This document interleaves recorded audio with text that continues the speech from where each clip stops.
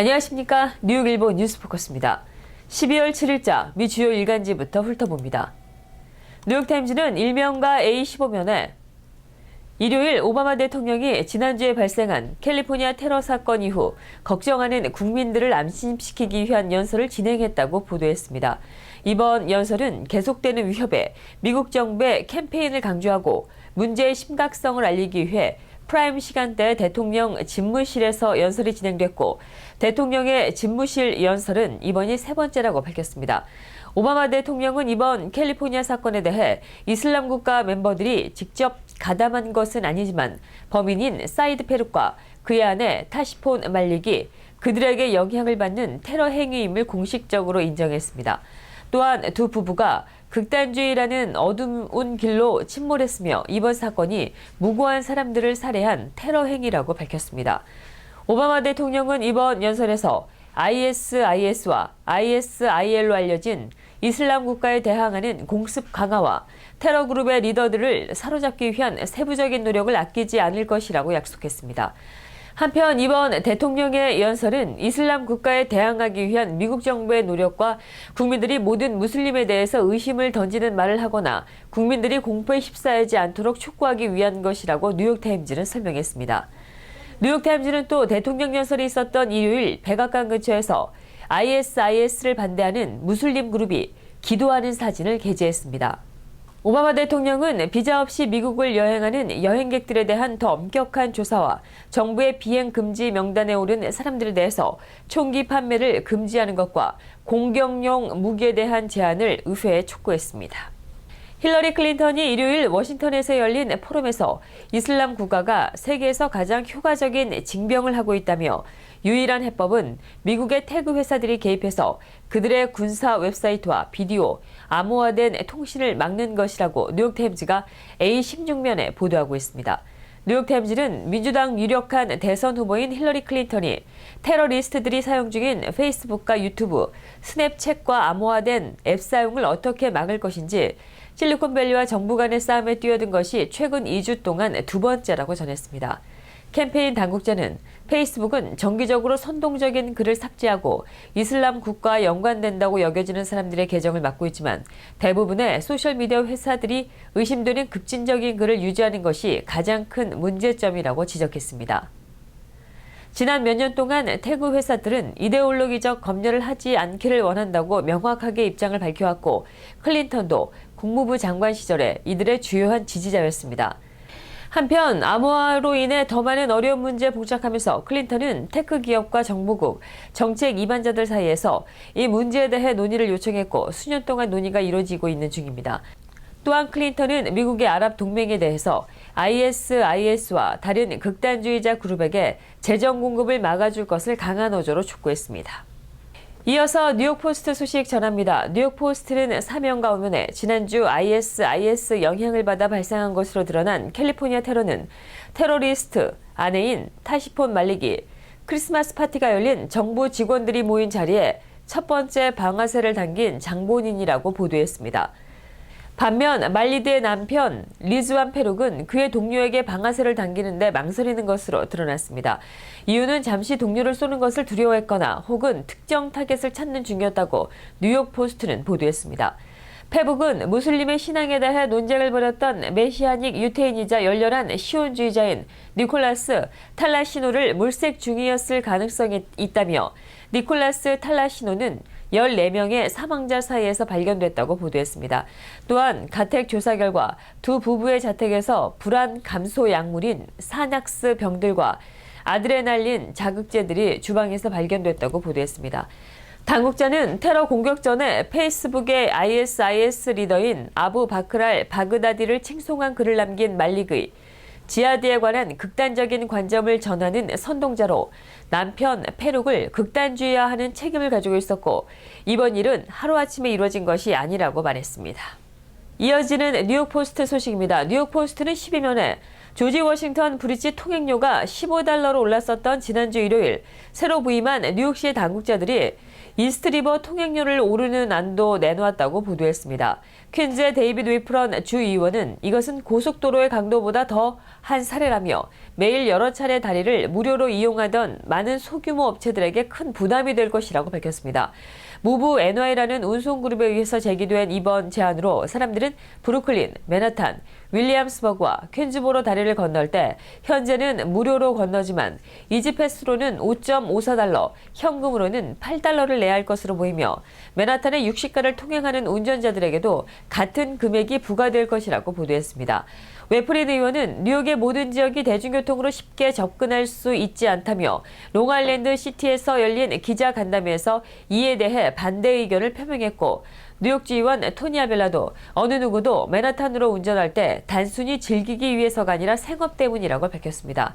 이런 반대에도 불구하고 뉴욕시의회에서 이번 안에 대해 19명 중에 14명이 찬성하고 있는 것으로 나타났습니다. 한편 조지 워싱턴 브리지는 지난 일요일 이지패스 사용자에게는 75센트, 현금 사용자에게는 1달러 높은 금액을 부과하기 시작했습니다. 다음은 데일리 뉴스입니다. 데일리 뉴스는 신면에 지난 일요일 저녁 브루클린 포트그린 풀턴 스트릿에서 SUV 운전자가 정차된 버스를 발견하지 못하고 이를 피하려다 보도로 돌진해 5명이 다치고 1명이 사망했다고 보도했습니다. 이번 사고로 인도를 지나던 30대 여성이 병원으로 옮겨졌으나 많은 출혈로 사망했다고 경찰은 밝혔습니다. 현장에 있던 목격자는 버스 정류장이 바로 앞에 있었지만 운전자가 이를 인식하지 못하고 버스를 피하려고 커브를 틀었지만 빠른 속도로 돌진했다고 전했습니다. 경찰은 또한 퀸즈 코로나에서도 새벽 4시 65세 여성이 주차장에서 후진하는 차량에 사고가 났다고 충돌 사고를 조사 중이라고 밝혔습니다. 한편 뉴욕 경찰은 지난 금요일까지 도보 중 사고는 2014년도 125건에 비해 올해는 약 4% 감소된 120건이라고 밝혔습니다. 다음은 한인사회 소식과 미국 사회 소식 전합니다. 뉴욕타임즈가 5일 1920년대 이후 처음으로 일면에 사설을 싣고 총기 규제 강화를 역설했습니다. 총기 창궐이라는 제목으로 일면 왼쪽 위에 실린 이 사설은 뉴욕타임즈는 민간인이 잔혹하게 빠르고 효율적으로 살인하려는 목적으로 설계된 무기를 합법적으로 구매할 수 있다는 것은 도덕적으로 격분할 일이며 국가적인 수치라고 주장했습니다. 이 신문은 사설에서 총기 규제 반대론자들의 논리를 하나씩 짚으면서 살인자들이 프랑스, 영국, 노르웨이처럼 엄격한 총기 법이 있는 곳에서도 불법적으로 총을 얻는다는 지적은 옳다며 그러나 이들 국가는 최소한의 노력이라도 하는데 미국은 그렇지 않다고 말했습니다. 신문은 오히려 정치인들은 장내 살인자에 대해 총기 시장을 만들어줌으로써 그들의 범행을 사주하고 유권자들은 이런 정치인들의 자리를 보존하고 허용한다고 비판했습니다. 뉴욕타임즈는 이어 캘리포니아 총역에서 쓰인 약간 변형이 된 전투 소총과 같은 모종의 무기와 탄약은 민간의 소유를 금해야 한다고 의견을 분명히 밝혔습니다. 발행인인 아서 설즈버거 이사회장은 사설을 일면에 실은 이후로 총기라는 화근을 받아들이지 못하는 미국의 무능함에 대한 좌절과 고뇌의 말을 강력하고 가시적으로 전하기 위해서였다고 전했습니다. 미국 정부가 갈수록 진화하는 테러 위협에 맞서 새로운 테러 경보 시스템을 도입하기로 했습니다. 제이 존슨 미 국토안보부 장관은 7일 군사 전문 매체인 디펜스원 주최로 워싱턴 DC에서 열린 리더십 프로그램 연설을 통해 새로운 환경과 현실을 반영한 새로운 테러 경보 시스템을 곧 발표할 계획이라고 밝혔습니다. 미국은 2001년도 9.11 테러 이후에 테러 위협을 강도에 따라 녹색과 청색, 노란색, 오렌지색, 적색의 5가지 색깔로 표시하는 컬러 코드 시스템을 도입해왔으나 2011년 이를 고도의 위협과 임박한 위협 2단계의 서술형 문구로 간소화했습니다. 하지만 2단계 테러 경보 시스템은 경보 수준이 너무 높다는 등의 이유로 그동안 한 차례도 발동되지 않았습니다. 국토안보부는 현재 고도의 위협과 임박한 위협 중간 단계의 테러 경보를 새로 추가하는 방안을 검토 중인 것으로 알려졌습니다. 국토안보부가 불과 몇 년 사이에 세 번째이자 새로운 테러 경보 시스템을 마련키로 한 것은 이슬람 국가, IS 등 국제 테러 단체의 전략이 소셜 미디어와 결합해 갈수록 진화하고 있다는 판단에 따른 것입니다. 북대서양 조약기구인 나토가 시리아 내 극단주의 무장조직 이슬람국가 IS 격퇴전을 위해 지상군을 파견하지 않을 것이라고 엔스 슈텐델베르크 나토 사무총장이 7일 밝혔습니다. 슈텐델베르크 사무총장은 스위스 일간 타케스안 차이거와의 인터뷰에서 지상군을 파견해 공습과 병행을 할지에 대한 질문을 받자 그것은 국제 동맹군과 나토 동맹국들의 의제가 아니라고 답했습니다. 이런 발언은 IS 파괴를 위해 지상군을 파견해야 할지 논쟁을 벌이고 있는 미국이 이라크와 시리아에 특수부대 중심의 특수임무원 정대를 파견할 방침이라고 밝힌 가운데 나왔습니다. 슈톨델베르크 사무총장은 현재 IS와의 전쟁은 무슬림 국가 내부에서 벌어지는 극단주의 무장 세력에 대한 전쟁이라며 서방대 무슬림 구도가 되는 것을 경계했습니다. 그는 무슬림들이 이 전쟁의 최전선에 있고 대부분 희생자는 무슬림이며 IS와 전투를 벌이는 대다수도 무슬림이라며 우리가 그들의 싸움을 대신할 수는 없다고 강조했습니다. 자생적 테러리스트의 소행으로 추정되는 캘리포니아 총기 참사로 어수선한 미국에 경찰이 시민을 총으로 살해한 사건이 또다시 발생했습니다. 6일 CNN 방송에 따르면 플로리다주 마이애미 비치에서 전날 오전 경찰이 강도 용의자를 소총으로 사살하는 영상이 사회관계망 서비스를 타고 빠르게 확산되고 있습니다. 강도 신고를 받고 출동한 경찰이 비록 면도날을 들었다고는 하나 투항 의사를 보인 용의자를 사살하는 충격적인 장면을 지나가던 한 시민이 동영상을 찍어 인스타그램에 올렸습니다. 소총을 든 경관은 용의자를 향해 두 발을 발포했고 상의를 벗은 용의자는 가슴을 움켜쥔 채 쓰러져 그 자리에서 절명했습니다. 당시 5명의 경관이 총을 겨눈 채 용의자를 포위하고 면도날을 바닥에 내려놓으라며 투항을 권유하던 상황이었습니다. 이번 사건은 용의자가 면도날을 움켜줬다고 하도 경찰 여럿이서 그를 포위했고 용의자도 투항 의사를 밝혔다는 점에서 경찰의 공권력 남용이 논란에 휩싸일 것으로 보입니다. 총격 당시의 동영상이 공개된 뒤 최근 경관 2명이 살인죄로 기소됐습니다. 미 연방법무부가 시카고 경찰의 공권력 남용과 인종차별 관행, 경찰 감독 시스템 등에 관한 총체적이고 광범위한 조사를 추진키로 했습니다. 로렌타 린치 미 법무장관은 7일 기자회견에서 시카고 시경 소속의 백인 경관에 의한 흑인 10대 용의자 라쿠안 맥도널드 총격 사살 동영상이 사건이 발생한 뒤 1년여 만에 공개되면서 촉발된 일련의 사태와 관련해 법무부가 직접 조사에 나서겠다고 밝혔습니다. 린치 장관은 과잉 진압 여부와 인종차별 요소, 명령 책임 소재 등을 면밀히 조사하겠다며 시카고 경찰이 헌법을 위반했는지, 용의자 학대 관행이 있었는지, 인종 또는 출신 국가에 대해 편파적인 대우를 하는지 등 종합적으로 살피겠다고 말했습니다.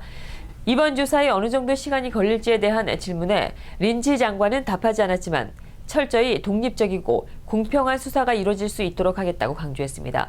맥도널드는 지난해 10월 시카고 남서부 트럭터미널에서 칼을 이용해 차량 절도를 시도하다 머리와 목, 양쪽 가슴, 등, 팔, 다리 등 16군데 총상을 입고 사망했습니다. 총을 쏜 제이슨 반 다이크 경관은 맥도널드가 위협을 가해 생명의 위협을 느꼈다고 주장했으나 동영상을 통해 사실이 아님이 확인됐습니다. 달러화 강세가 미국의 제조업뿐만 아니라 농업에도 악영향을 미치고 있습니다.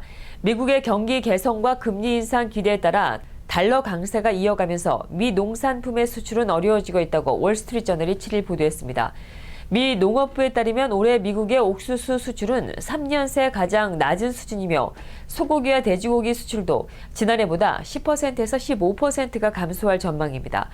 밀 수출 규모는 44년째 가장 저조한 수준으로 떨어졌고 농경지에서 올리는 순수입은 작년보다 38%가 줄어 10년 만에 최악이 될 것으로 예상됐습니다.